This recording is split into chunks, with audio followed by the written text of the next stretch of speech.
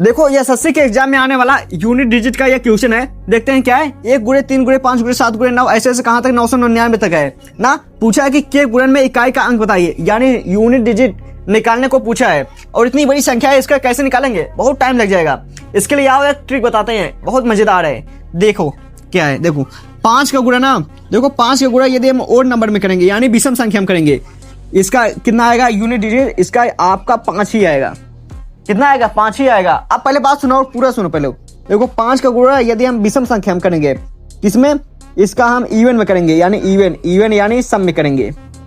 किसमें करेंगे, सम में करेंगे, तो कितना आएगा, इसके 0 आएगा।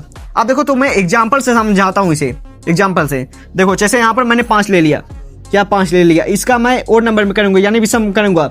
विषम क्या है, 11 है, 11 5 कितना होता है, 55 होता है ना। इसका यूनिट डिजिट कितना है, 5 है।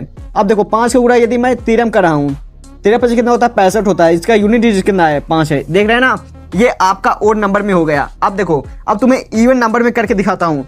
इवन नंबर में यदि 5 का गुणा करूंगा कितना आएगा, जैसे इवन नंबर क्या है, 2 ले लिया, 5 दूनी कितना होता है, 10 होता है।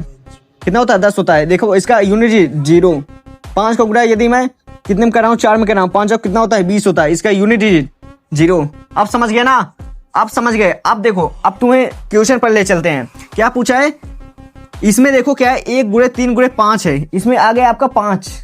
क्या आ गया, 5 आ गया, यानी 5 का गुणा किसी भी इवन नंबर, इवन नहीं, ये क्या है, ओड नंबर है, ओड नंबर करेंगे कितना आएगा, 5 ही आएगा। तो ऑप्शन कौन सा सही हो गया, ऑप्शन आपका सी वाला सही हो गया। ऐसे मारा करो यार, इतना आसान क्वेश्चन है।